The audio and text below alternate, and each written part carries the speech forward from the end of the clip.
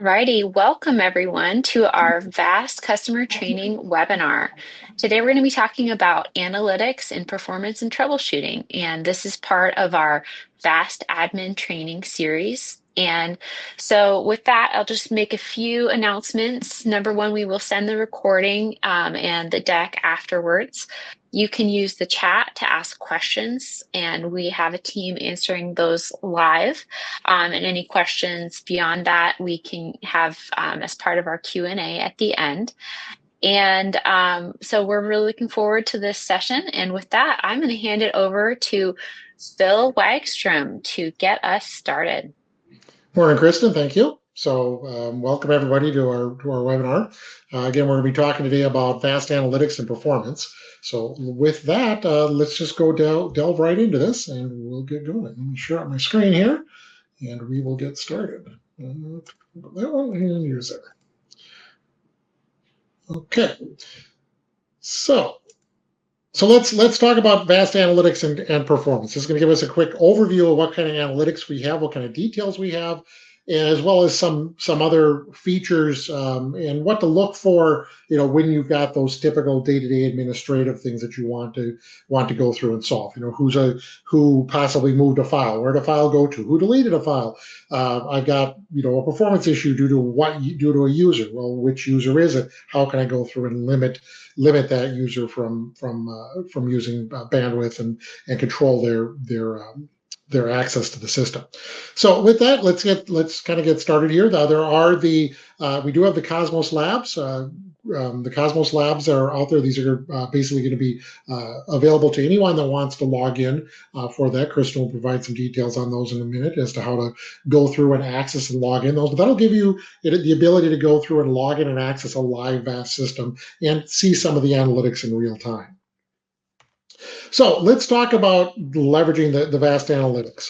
So first off, the VAST cluster does an extensive amount of data collection on a regular and constant basis. These are on all the time. We are collecting all this data internally, regardless of whether you're actually analyzing it real time or exporting it. This is all being collected regardless. So the granularity of this, we collect data, we pull data from each one of the components in the system. This could be either your C nodes or your D nodes or your individual SSDs, pulling the NICs, looking at performance from individual users. We'll pull this from all of the devices, all of the C nodes, all the nodes in the cluster, once every 10 seconds. Okay, we're going to go through, we're going to get things like performance metrics. We're going to get capacity metrics. We're going to be looking at response times. We're going to be looking for any kinds of events that are on the system. So event being, okay, I had a NIC that came online or a NIC that went offline, or, I created a view or I deleted a view, or, we've got, some other event, SSDs, gone bad, or I connect up to an external provider. We'll also go through and we'll keep track of things like queries if we're using database. All these are all going to be automatically maintained, so this will happen automatically for that.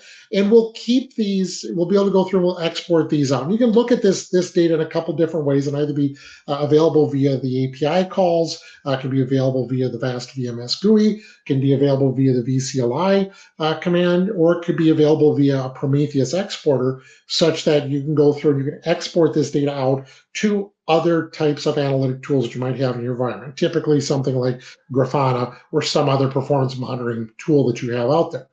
So again, we said we collect this data for every 10 seconds. And because this is a lot of data, we're going to store this data locally and we're going to manage it. And then as time goes on, we're going to go through and start aggregating this data out for this. So we'll store 10-second intervals, roughly available for 24 hours on the system. And then we'll start aggregating things down.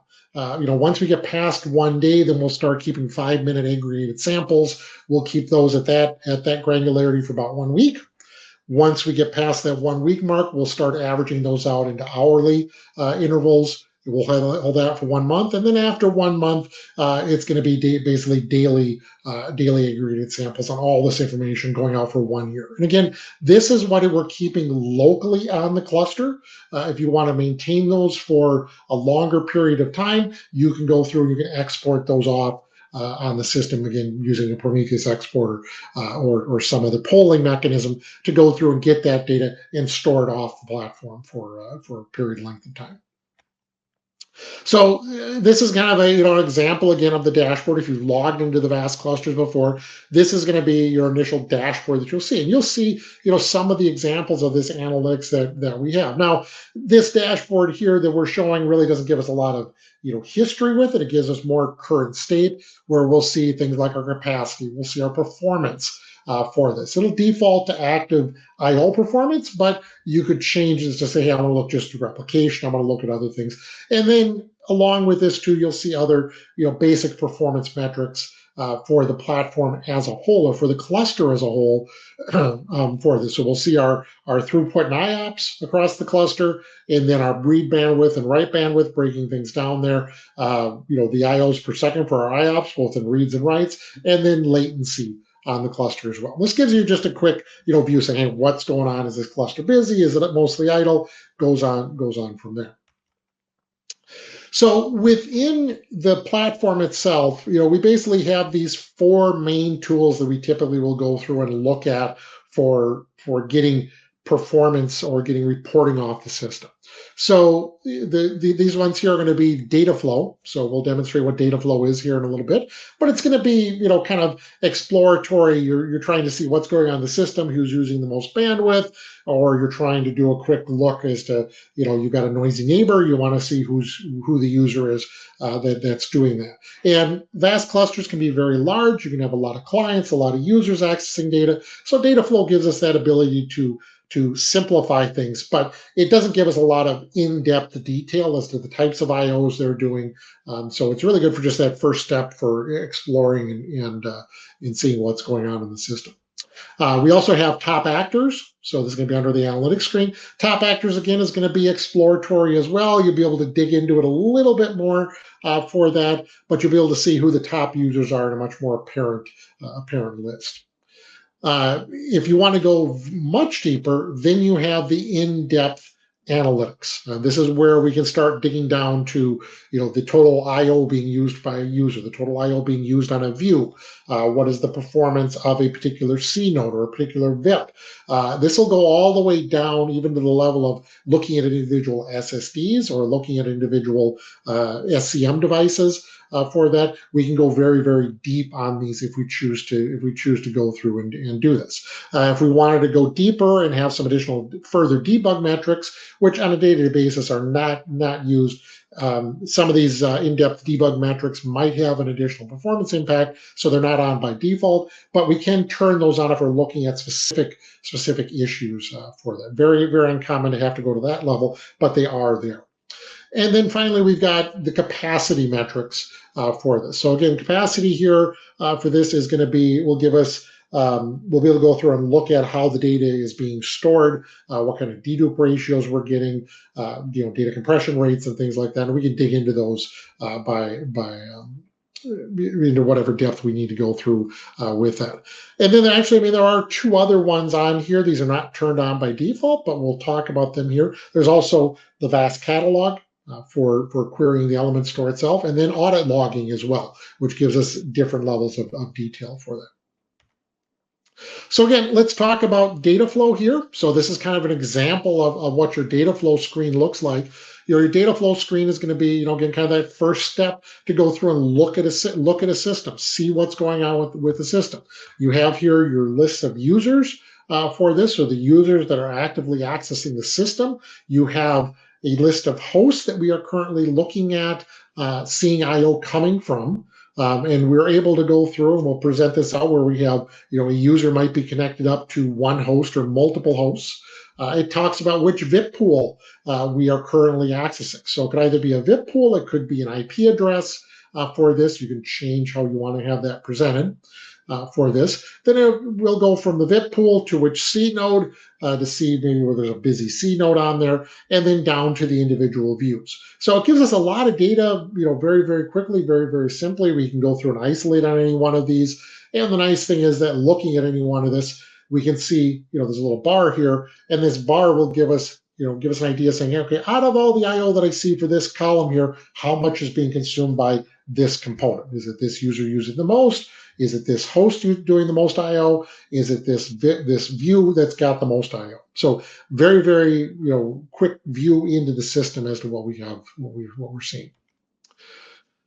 Again, we're going to see the top actors. So another relation for us, we're going to see, given the users that are accessing the system, which ones are the top actors. So we can either see, hey, which host is the one doing the most I/O for this, and how much I/O are they going through and using?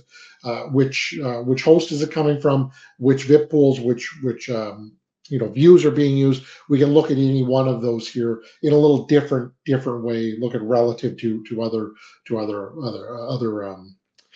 other components of the same type. So, I/O relative to other users, I/O relative to other hosts, so on and so forth. So another quick way of looking at things. And then we have our capacity. So capacity is going to go through and tell us, hey, where's our capacity being used in the system, and what kind of data reduction rates are we getting for this?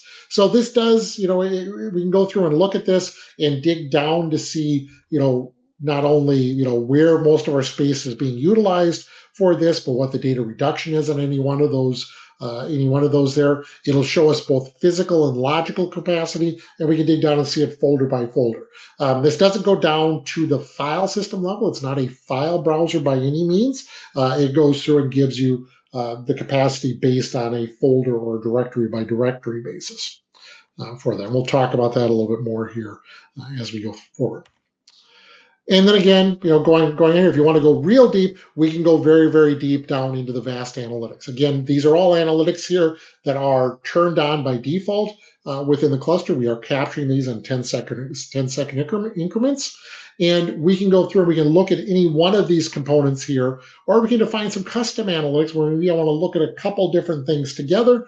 For that, we can do this all through the GUI here and get this information. Again, this goes all the way down from just high level, where I'm looking at overall cluster bandwidth, down to the individual view, down to the individual user, down to the individual NVRAM or SCM device here, or the individual SSD. If we're looking at a particular issue, we can get all of that from here.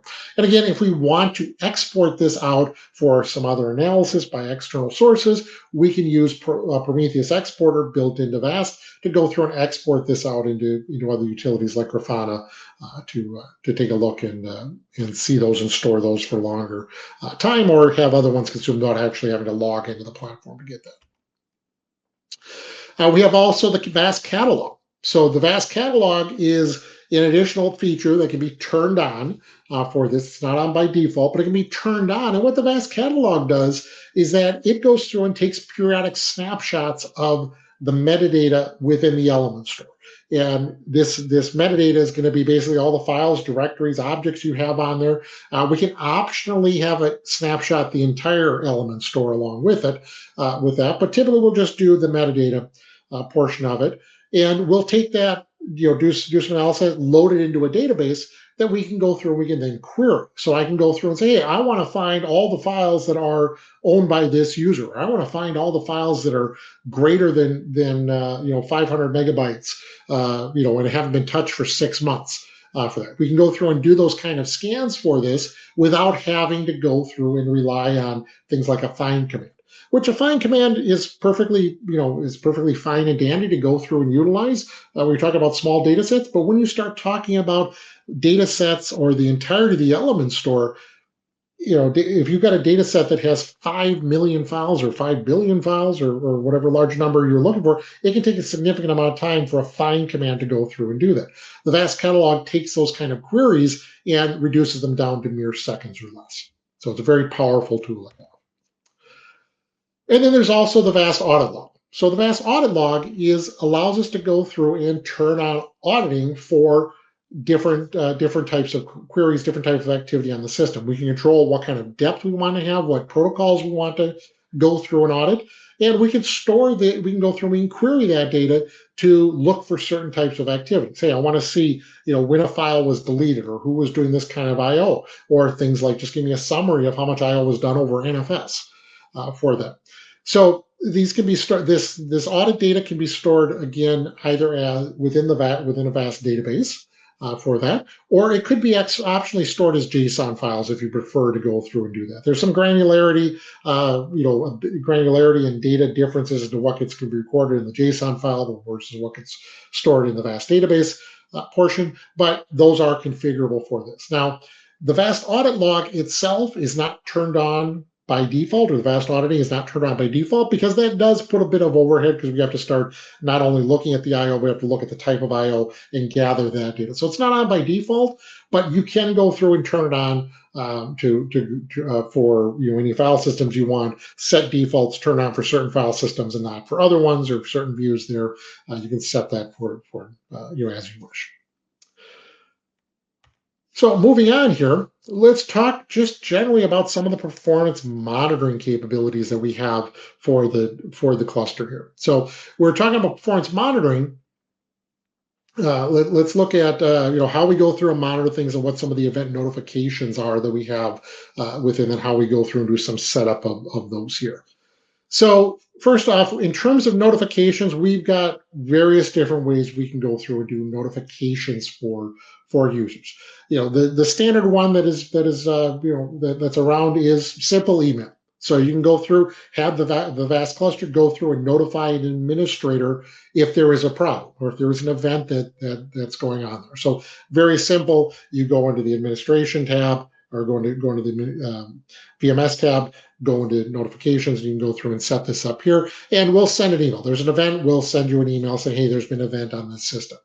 We can also go through, and for things like quotas or things that are tied to an individual user, we can have the system go through and send notifications direct to those users. So when we're talking about views and view policies and quotas a little bit in some of the previous webinars, we mentioned this there, but you can go through and notify individual users that, hey, your quota has been exceeded. Or you can choose just to notify the administrator of the system. So it's up to you. And there are rate interval limiters for these as well. So if there is something that's going on, like you've got one user that a file system fills up and you don't want to get alerts on for all 1,000 users using it, you can go through and set some of those rate limiters as you want.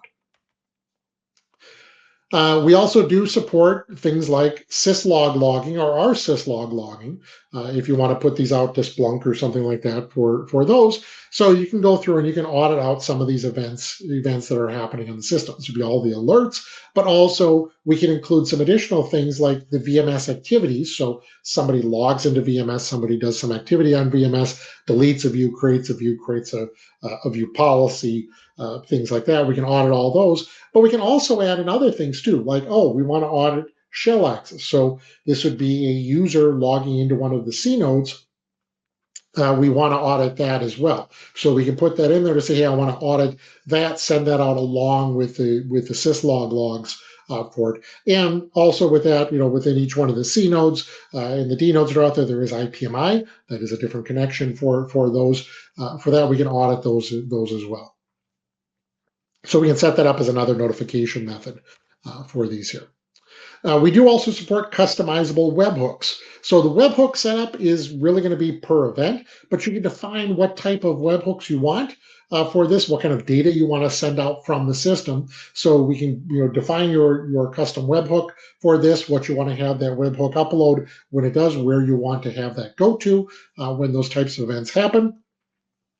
And then once you go through and you set up where you want data to go to, then you can determine which types of events on the system that you want to have those webhooks trigger. So in this case here, I've got an event definition here set for a cable connected or a cable disconnected type event. We can go through, we can say, hey, I want to send a webhook off for this, or I just want to go through and send an alarm via email that, hey, a NIC went down or a NIC was connected. So we can customize those per events. That's kind of your day-to-day type activities there. So moving forward here, let's talk about some of the other, let's go a little bit more into specifics here. So we're going to start out first off with just looking at capacity on the system. So when you look at capacity, this is under your analytics screen for this. When you look at capacity on the system, again, we're going to be looking at the amount of data that's been written on the platform. And what we see here, first off, which some people may strike a little strange, that we call this capacity estimation.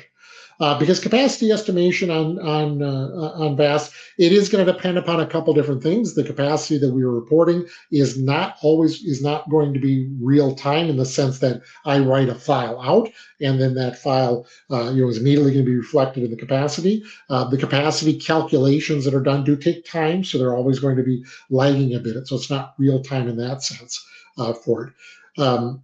So we do refer to this as capacity estimation. So we can look at this as, say, I want to look at usable space in the system. I want to look at a particular tenant. I can select those there.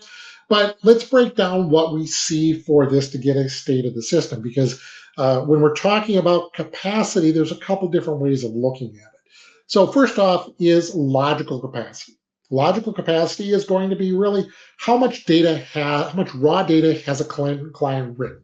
A client wrote 1 terabyte worth of data. That is going to be the logical value, regardless of what it gets compressed down to. The usable is how much space was actually consumed within the element store, how much physical space was consumed within the element store to go through and write that data out. So that this would mean that if I were to go through and I were to write out a 1 terabyte file, and through data reduction and compression, that was only consuming 500 gigabytes of that, I would see usable capacity of 500 gigabytes.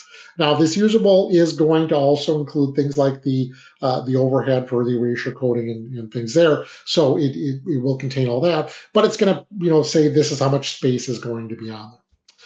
And then we have the unique value. The unique value is going to be, whenever I'm looking at something, saying, if I were to go through and remove all of this data, how much physical space would I get back from doing this? Okay, so in this case here, I got 154 terabytes or terabytes of data that was written. I have 121 usable physical space that was used to store that 154 terabytes. And if I removed all of this data on here, I would get 117.2 terabytes of physical space back for that. And when we're going through and looking at some of this, we're going to see the physical usage on individual files. We're going to see the compression ratio that we get on the percentage of how much it's used in this directory for this, and then what the data reduction rate is for this, along with an average access time as to when this data was last looked at. So one thing to point out here is that when we're looking at usage in data reduction, and especially with the usage on individual directories, individual files, we have to consider that the VAST clusters do data deduplication in line with the system. So when I say in line, it means that before data is written to permanent location, that data has already been deduplicated, as opposed to something that does post-processing with that. Because there's data deduplication coming in, there's always the question as to where physically or how much space is being consumed by a particular file if there are, let's say, 2 identical copies. Do I go through and do I attribute this usage to the first copy? The second one's deduped completely.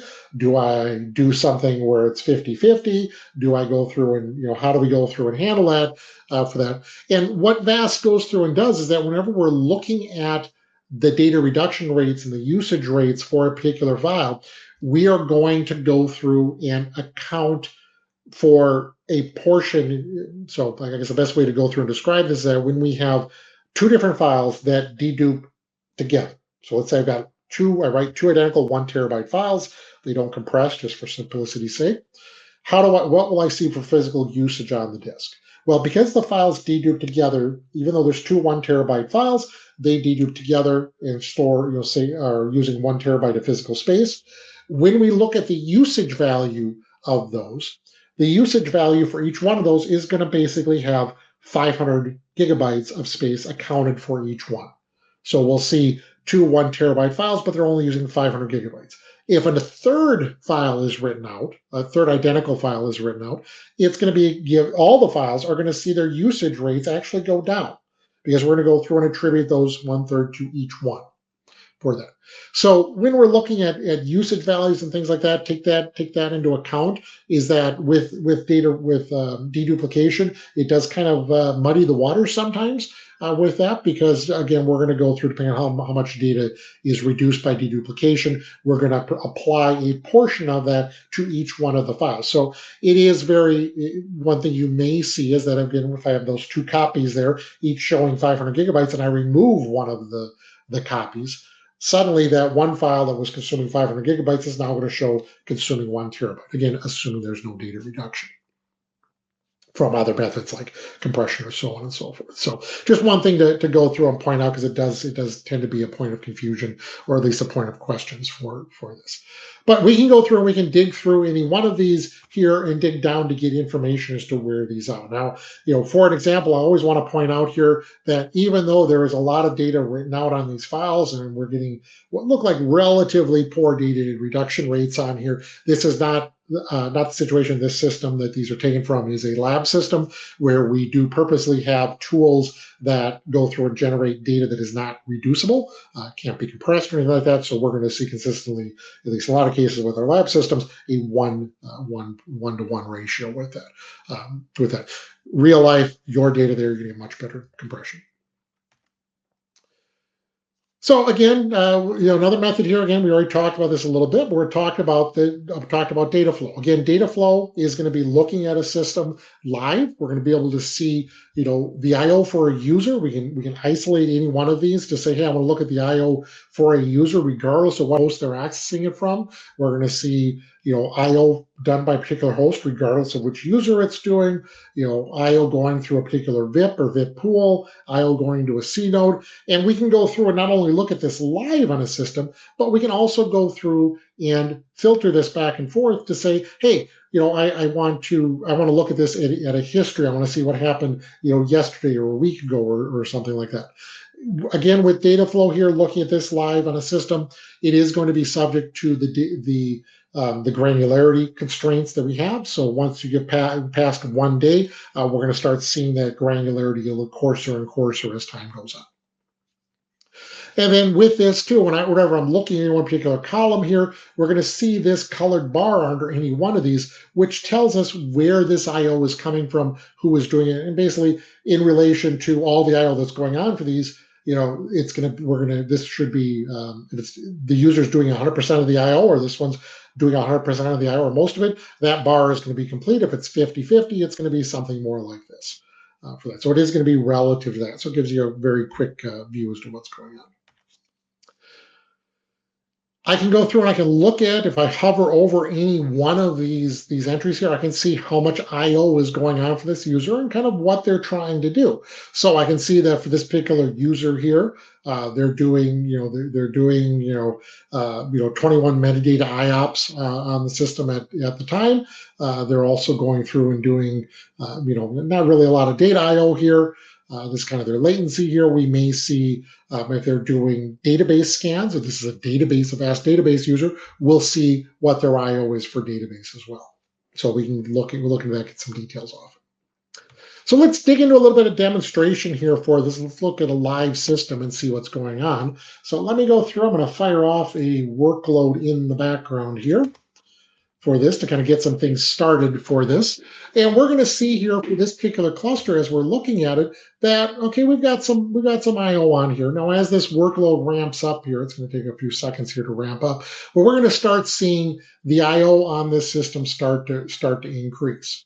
Okay. So we'll let this start a little bit here, but let's go through and let's look at a couple of ones here. So while this is going on here, I'm going to come through. I'm going to take a look at my data flow on the system. So again, this is going to be under our analytics. We can go through. We can look at our data flow on the system, and we're going to see what kind of I/O is happening in the system. Now, right now, because it does take a few seconds for this I/O to ramp up here. And I may be having a problem with my I/O here. Hold on just a second. Why is that not?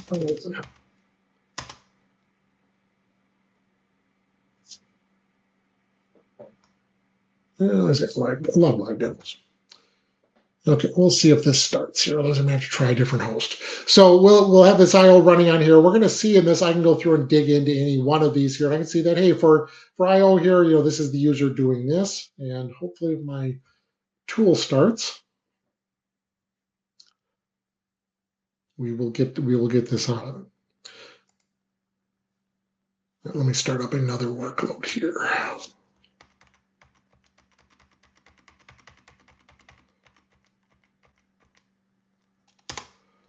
Just to give us some IO on this. So I just started an IO workload on the back end for this. We can come through and look at this again, look at this in data flow here. We're going to see this after a few seconds. We're going to see this IO. So this IO here, I'm running about, it's running about 1.2 gigabytes a second from a client. We're going to be able to see this start to show up in a few different places. I look at my dashboard here. We're going to see this increase here for the number of IOPS that are going on the system to reflect this. And if I go through and I look at my analytics for this, if I look again at my data flow, I'm going to start seeing here, as soon as this goes through and starts to refresh, usually takes a few seconds before this shows up on here. We're going to see that the IO is going to be going to show up on here. Come on, refresh. For this, we're going to be able to see that this is going to start showing us data as it comes up. Okay, let's look at a couple different things while we're waiting here. So again, we'll take a look at our analytics. If I want to go through, I want to dig down on my analytics. I can dig into my analytics on here. So this is going to be again showing real time for this here. So I see that here's my sharp increase in IO that I started doing on the system. And I can go through and I can look at this in various different ways. I want to look at my C node IOPS. I can see here that, out of this load here, these other C nodes are running pretty well, about 600 IOPS a second. This one C node is getting the bulk of the workload, and it's now up at 1250. If I want to factor in some bandwidth items in there, I can get these. I can go through and get these as well. So I'll see that I have these, this kind of activity here. When I go through and I look at my data flow here, and I'm hoping that is now showing what I wanted to show, and it still is not displaying what I wanted to show yet. Come on.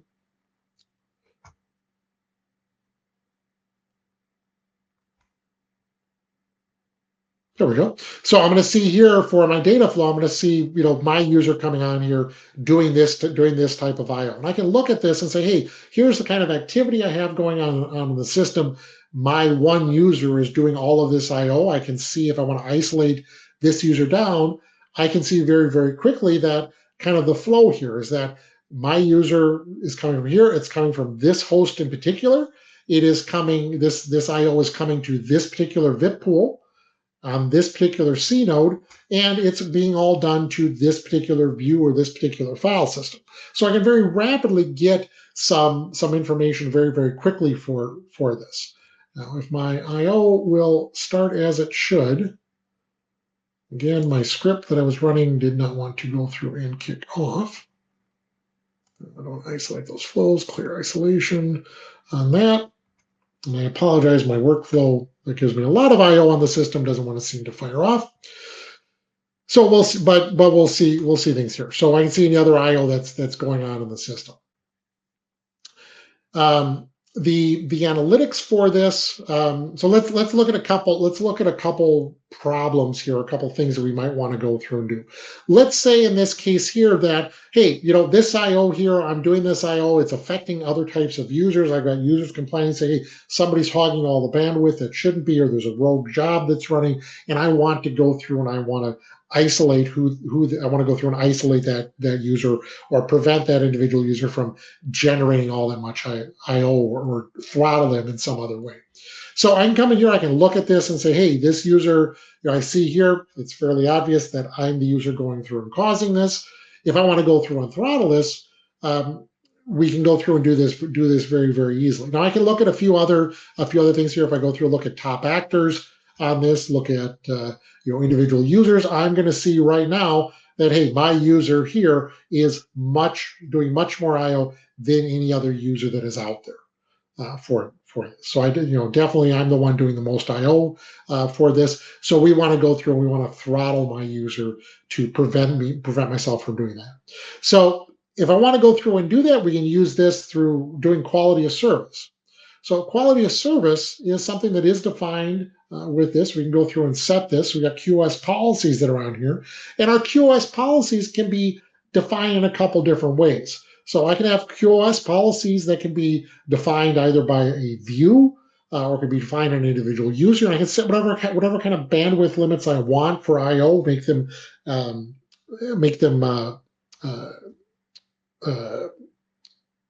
relative to the amount of data that's out there. We can go through and set anything there. So, but for my particular user, I've identified my user as being the problem for this. So I want to go through and I want to throttle my user down. So right now, if we notice here, I'm doing about 1 gigabyte a second for this. I want to throttle that down a bit. So let me go through and throttle my user down. So I'm going to come through. I've got an I/O here that is running.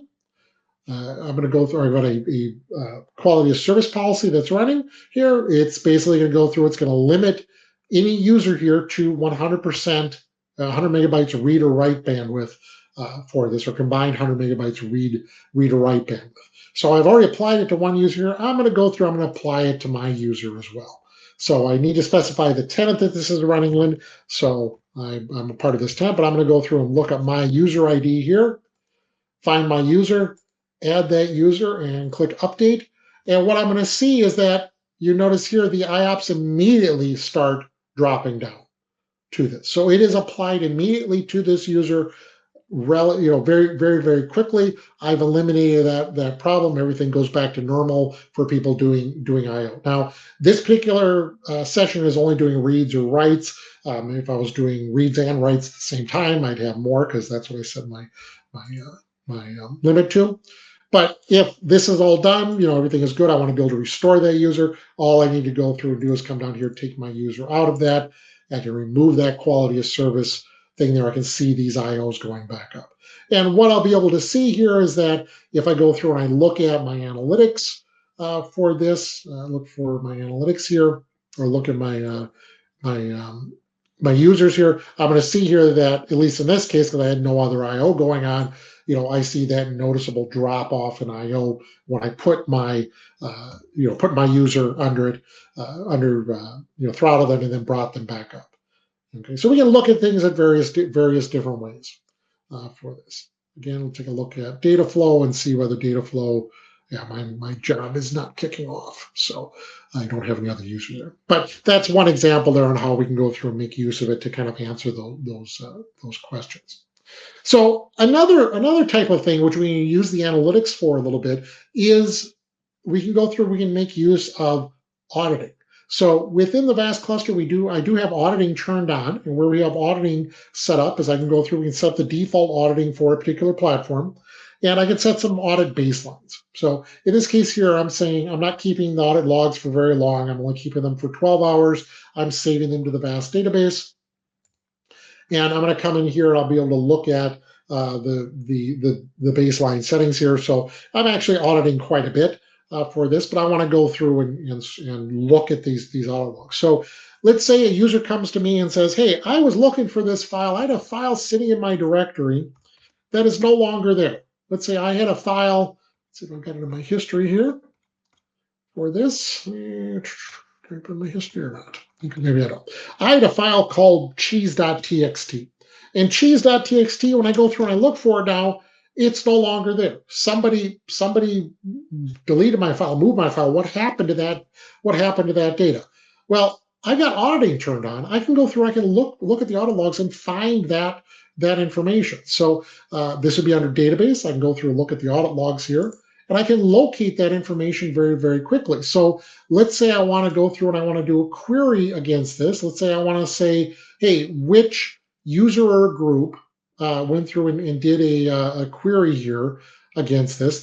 Somebody went through and did a query of a rename operation for this. And I want to go through and I want to say the path for this, or in this case here, because it was a rename, when you specify the rename path, is exactly pwags mixed / cheese.txt. I can add that in, and I can go through and run a query against this, and I can see exactly when this was done and who did it. So I will see from this that there was a rename operation, an NFSv4 operation that was done for this, where this cheese file was moved or changed to something else. I can get this out of the audit logs through looking at some of these columns. Now, this here would tell you where, possibly where it went to. We'd see this under a path variable that would show up here, and I don't believe I have the column showed here, but we can go through and get that out of the column here. So I see I want to get the path. This will tell me where this was moved to. So I can say that this was moved, and it was moved to a directory called vastuser1 cheese.txt. I can also go through and determine if I want to see, well, hey, who did this? I can get out of this here. I can find the actual user that did this. Select the login name of the user that had that there. Hold on a second here. Look at that. Come on, query. Let's rerun this query.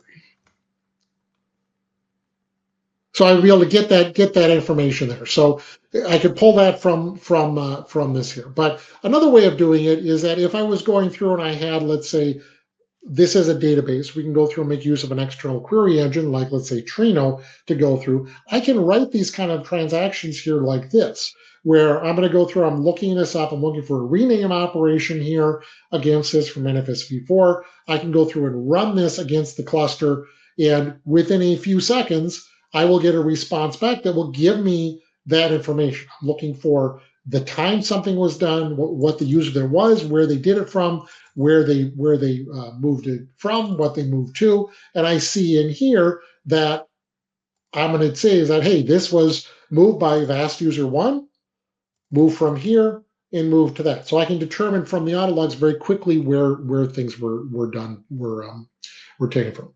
And this database does extend to other things as well. So if we're talking about, let's say, the VAST catalog, the VAST catalog does have additional information as well.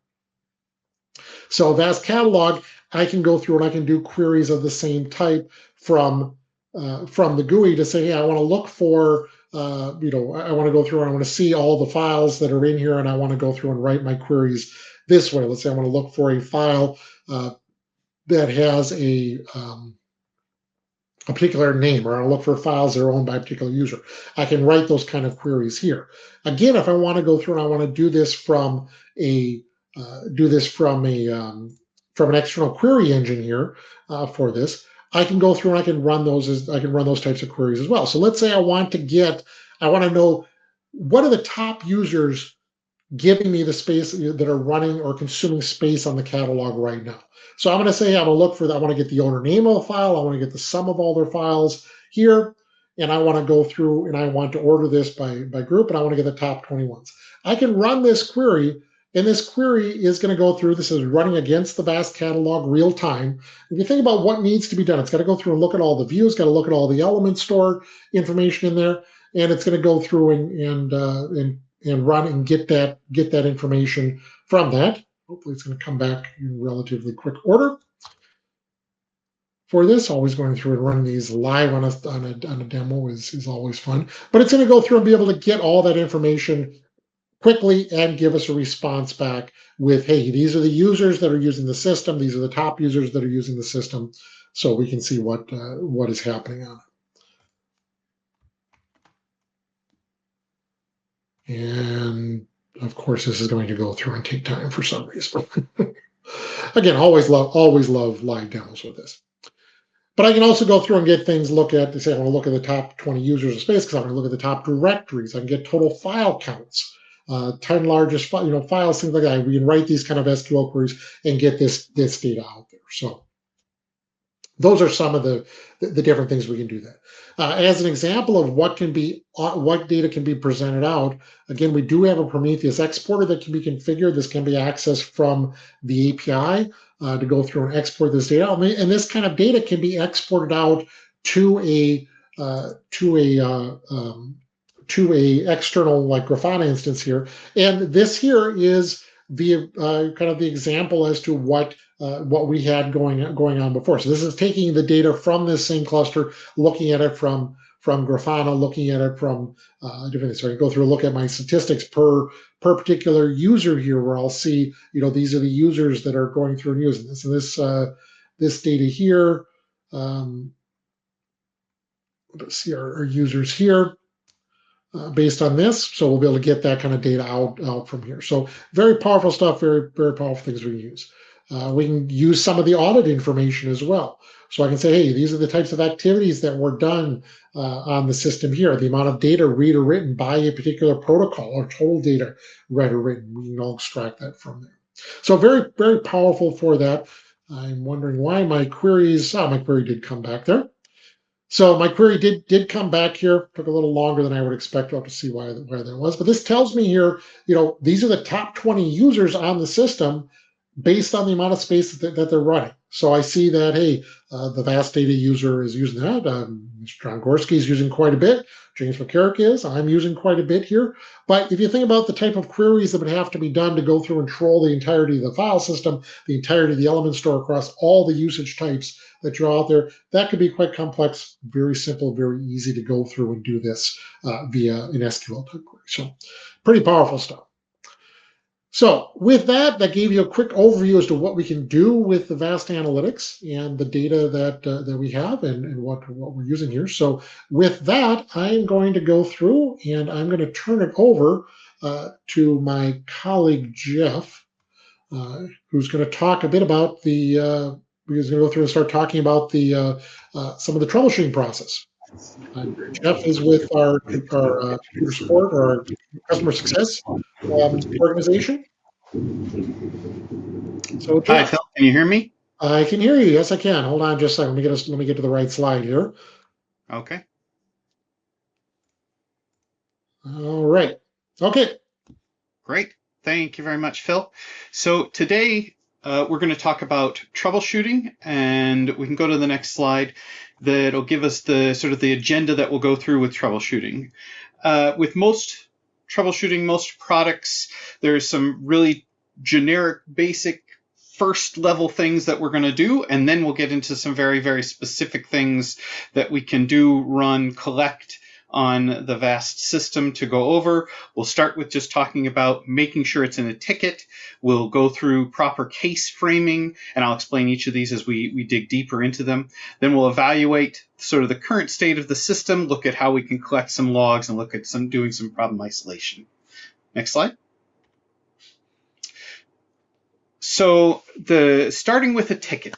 Now, the reason we say this is because, as in everything in this modern age, right, we have lots of different ways to communicate with VAST. We have our support portal. We have the uplink system. We have Slack, external Slack for some people. We have email. We have the phone numbers. So what we're trying to do with very specifically when talking about troubleshooting, we don't want to limit any of the other communication. That's the whole co-pilot model. VAST is not a break-fix troubleshooting support system. But when we're looking at exploring something as a particular issue, what we want to do is make sure we get a ticket. Getting a ticket makes sure that we all have one place to go, one central source of information, one ID number that we can reference, that we know where everything is in reference to this particular issue, right? So we want to make sure we get that ticket, even if it's something that you approach somebody with on external Slack, if that's a way you choose to communicate with VAST. One of our engineers, when they're interacting with you, if they feel that this is getting into more of, rather than just like, oh, hey, how do I do this, but into actual discussion or something that we need to look up, right, they will file it with a ticket. The other thing that's critical with the ticket, we have lots of different ways that we interact, right? And interacting with Slack or email or phone, right, has its advantages and disadvantages. But for you, for the customer, if it's something that you need to be sure someone follows up with an SLA, okay, the dreaded word, but it's fine. It helps us manage the relationship between us.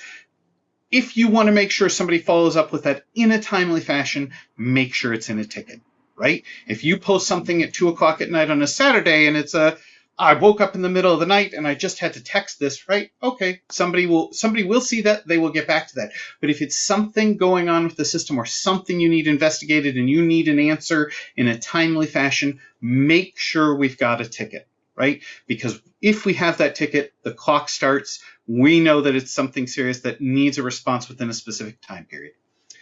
Next slide. So proper case framing. Okay, now we've decided that this is something that we need to actually put into a ticket, right? That we want to track between us. Now we want to make sure to properly frame the issue. And what this does, with most troubleshooting, again, we're talking still very generic here. Most troubleshooting is about understanding the environment we're in and limiting down the variables that we're dealing with, right? We all know that the VAST system is a very large cluster. It's got lots of different moving parts. And so when we're trying to isolate something, let's take, say, a performance issue, then we want to be sure that we're dealing with the very specific performance issue that we're talking about. So we want to look at timestamps. When are we running these tests? When are we making changes to the system? As Phil's shown, we have all sorts of audit logs, so it's very easy to go back and see when did something happen, when did somebody make a change, right?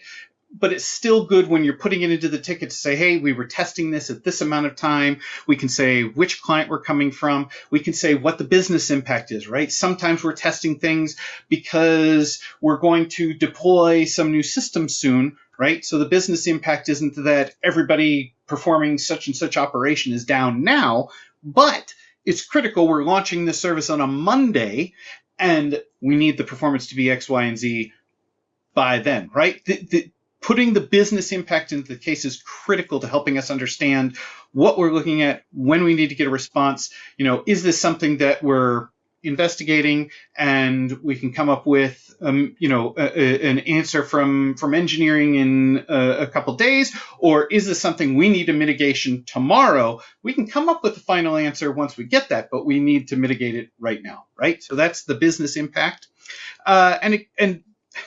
I know it seems crazy, but it's always good to make sure, and most people are very good about this, but when you've got a specific issue, when you've got a specific error message, when you've got a client or even an application that's returning you a very specific error, getting a screenshot of that error, copying and pasting the text for that error is critical, again, to helping make sure that's in the case, making sure that we're framing and limiting down what the issue is that we're working on.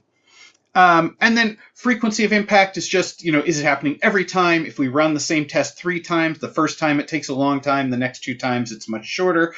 That type of information, everything that you're seeing, if it's relayed in the ticket and contained there, it helps us to understand, okay, at 4:09, John ran the test, but then he ran it again at 4:09 and 30 seconds, and that one was faster. So when I'm looking through the logs, I understand that the one I'm worried about is the 4:09 one because it was the one that took the most time, right? These types of information included in the framing of the ticket helps us when we're trying to troubleshoot it, and it just expedites the process of getting either a mitigation or an answer to the problem.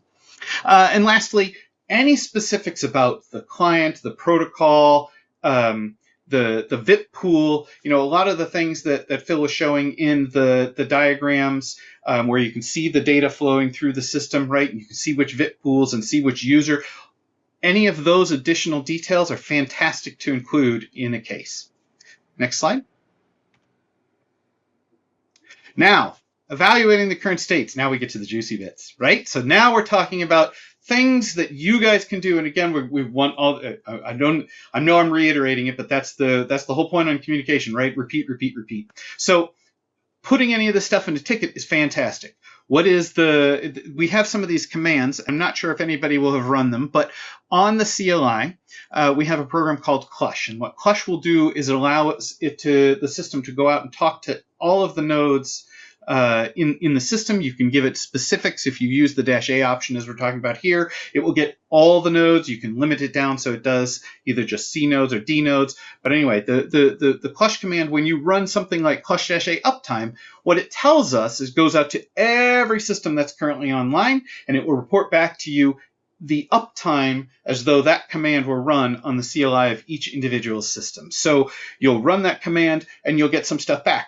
it's important to collect all the output there because, again, it can tell us critical things. If it gives a failure when it's trying to talk to that system, if it has an error about the wrong SSH key, right? This is all incredibly useful stuff. It's great to run. Tells you if stuff has been up or not, right? It tells you the system uptime is what you're looking at here.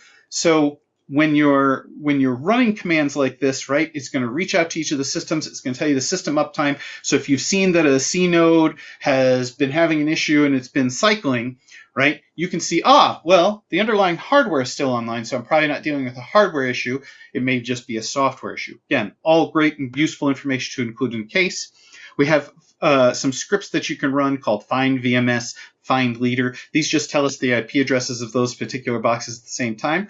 We have lots of overlapping things when we do our bundles and when we do our analytics that we talked about that we collect. And if you have the uplink system, some of this stuff is duplicate, triplicate, but always great to include in a case. And then we have, using, again, that clutch command, you can go out and reach out and get the Docker status for the containers that run on any of the particular node.